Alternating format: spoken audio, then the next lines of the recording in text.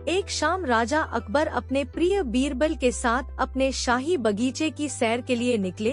वह बगीचा बहुत ही शानदार था। चारों ओर हरियाली ही हरियाली थी और फूलों की भीनी भीनी खुशबू वातावरण को और भी खूबसूरत बना रही थी। ऐसे में राजा को जाने क्या सूझा कि उन्होंने बीरबल से कहा, बीरबल, हमारा मन है कि इस हरे भरे बगीचे में हम हरे घोड़े में बैठकर घूमें। इसलिए मैं तुम्हें आदेश देता हूँ कि तुम 7 दिनों के अंदर हमारे लिए एक हरे घोड़े का इंतजाम करो। वहीं अगर तुम इस आदेश को पूरा करने में असफल रहते हो तो तुम कभी भी मुझे अपनी शक्ल न दिखाना।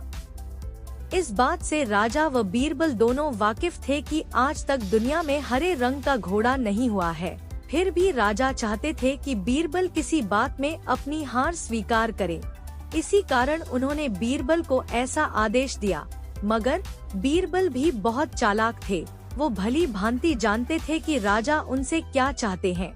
इसलिए वो भी घोड़ा ढूंढने का बहाना बनाकर 7 दिनों तक इधर उधर घूमते रहे। 8वें दिन बीरबल दरबार में राजा के सामने पहुँचे और बोले, महाराज, आपकी आज्ञा के अनुसार मैंने आपके लिए हरे घोड़े का इंतजाम कर लिया है, मगर उसके मालिक की 2 शर्तें हैं। राजा ने उत्सुकता से दोनों शर्तों के बारे में पूछा।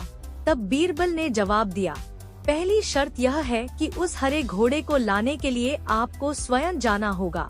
राजा इस शर्त के लिए तैयार हो गए। फिर उन्होंने दूसरी शर्त के बारे में पूछा। तब बीरबल ने कहा, घोड़े के मालिक की दूसरी शर्त यह है कि आपको घोड़ा लेने जाने के लिए सप्ताह के 7 दिन के अलावा कोई और दिन चुनना होगा। यह सुन राजा हैरानी से बीरबल की ओर देखने लगे। तब बीरबल ने बड़ी सहजता से जवाब दिया, महाराज, घोड़े का मालिक कहता है कि हरे रंग के खास घोड़े को लाने के लिए उसकी यह खास शर्तें तो माननी ही होंगी। राजा अकबर बीरबल की यह चतुराई भरी बात सुनकर खुश हो गए और मान गए कि बीरबल से उसकी हार मनवाना वाकई में बहुत मुश्किल काम है। कहानी से सीख। यह कहानी हमें यह सिखाती है कि सही सूझबूझ और समझदारी के साथ नामुमकिन लगने वाले काम को भी आसानी से किया जा सकता है।